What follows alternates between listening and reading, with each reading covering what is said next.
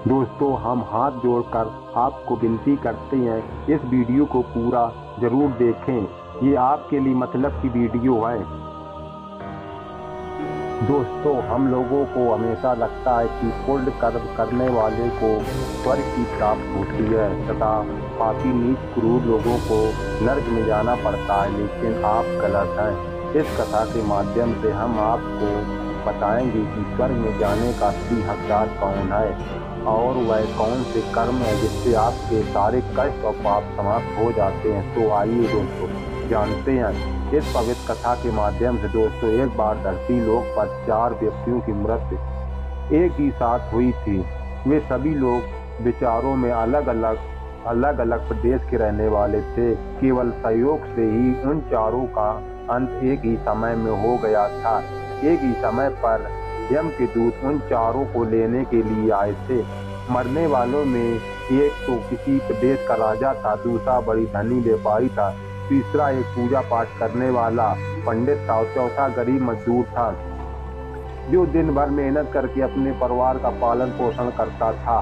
चारों की आत्माओं को लेकर यमदूत मृत्यु के देवता धर्मराज की सभा में आकाश मार्ग से लेकर चारों आत्माओं को जा रहे थे। जब यमराज दूत उन चारों आत्माओं को लेकर यमराज के सभा में पहुंचे तो उनके सम्मुख जाकर खड़े हो गए।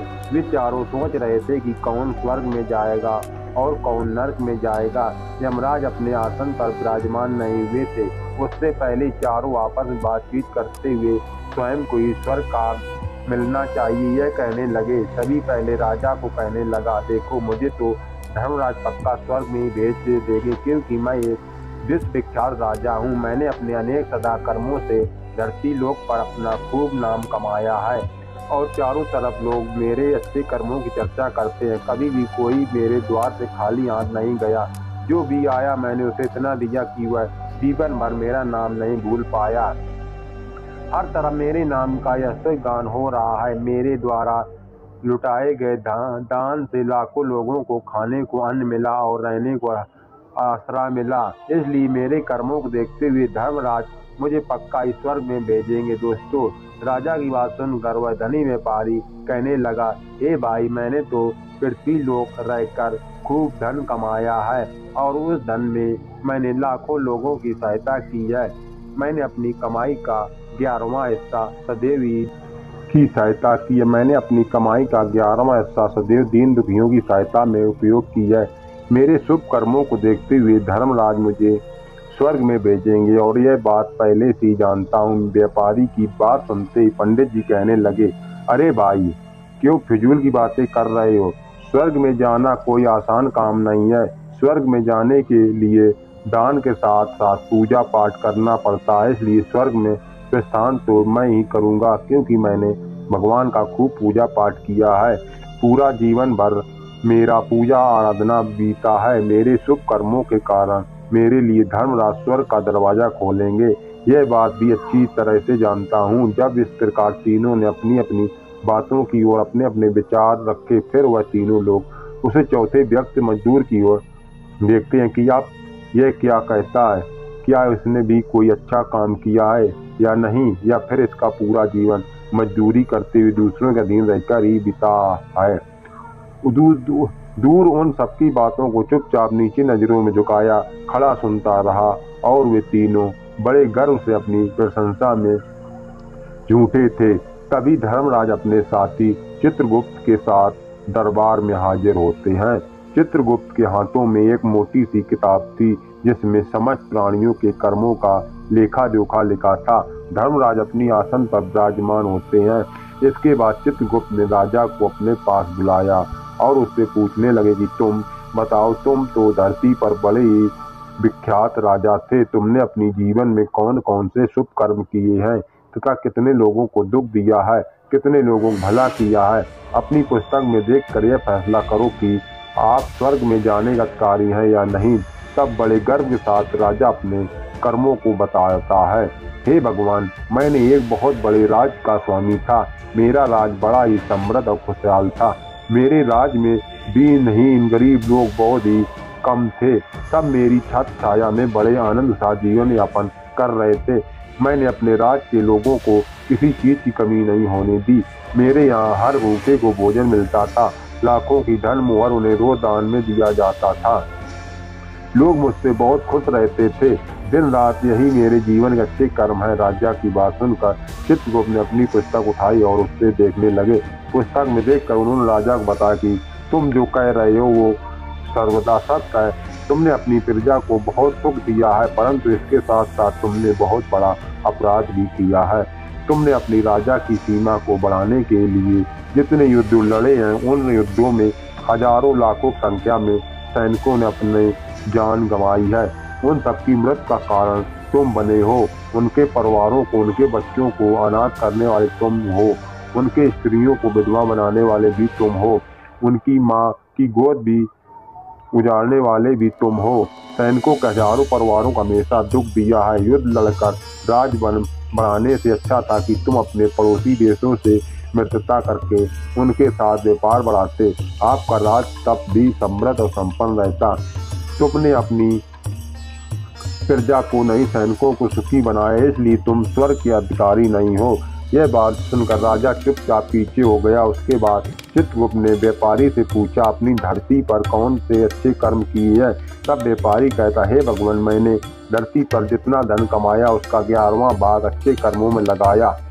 लाखों को लोगों को भोजन कराया, कई शास्त्रों को दान दिया है, बेघरों लोगों को अपने धन से भर दिया है, कई शहरों में मंदिरों का निर्माण कराया है, कई जगहों में धर्मशालाएं बनाई, प्रत्येक तीर्थ में भंडारे करवाए।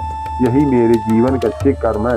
व्यापारी की बात सुनते ही के बाद चित्रगुप्त ने अपनी पुस्तक खोली, जिसमें उसके जीवन के सारे अच्छे बुरे कर्म लिखे थे। चित्रगुप्त ने बताया कि देखो, तुम जो कहते हो वह सत्य है। तुमने धरती पर खूब दान धर्म किया है, पर तुम्हारे पाप यह है कि तुमने धरती पर जो दान धर्म किया है वह तुमने उसे पैसे से किया है, जिसको कमाने के लिए तुमने बहुत झूठ बोला है।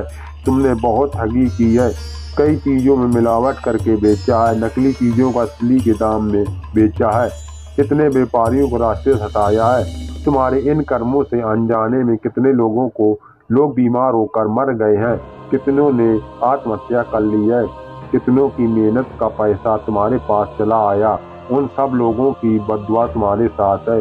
तुमने जो कुछ भी अच्छा काम किया हुआ है कर्म शून्य हो गया, इसलिए तुम्हारे पास भी तुम्हारा कोई शुभ कर्म नहीं है। तुम स्वर्ग में जाने के अधिकारी नहीं हो। चित्रगुप्त की बात सुनकर व्यापारी भी बड़ा उदास होकर पीछे हो गया। उसके बाद पंडित जी को आगे बुलाया और वो पूछने लगे, तुमने अपने जीवन में कौन से अच्छे कर्म किए हैं? तब पंडित जी कहते, हे भगवान, मेरा पुण्य यह है कि मैंने हजारों लोगों को ज्ञान दिया है, हजारों यज्ञों का अनुष्ठान में संपन्न कराया है, हजारों को घर में पूजा पाठ कराया है, दिन रात मैंने ईश्वर का जप तप किया है, हजारों कन्याओं का विवाह कराया है, लाखों पिंडदान श्रद्धा कराया, अनगिनत लोगों को मार्गदर्शन किया है। इससे ज्यादा शुभ कर्म और क्या हो सकता है? तब चित्रगुप्त अपनी पुस्तक में देखकर बताते हैं, पंडित महाराज, आपका कहना सत्य है। आपने वास्तव में हजारों लोगों को ज्ञान दिया है, लेकिन उस ज्ञान में स्वयं कभी अमल नहीं किया है। आपने सैकड़ों यज्ञ पूजा अनुष्ठान करते, पर उसको निस्वार्थ भाव से किया, कोई भी कर्म नहीं था।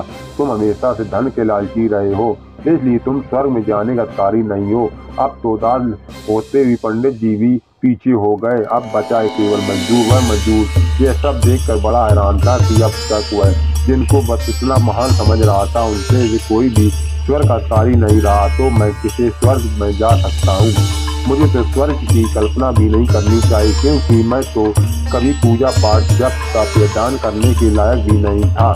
शुभ कर्म कहाँ से करता? तो मेहनत मजदूरी करके सारे जीवन अपने परिवार का भरण पोषण करता रहा।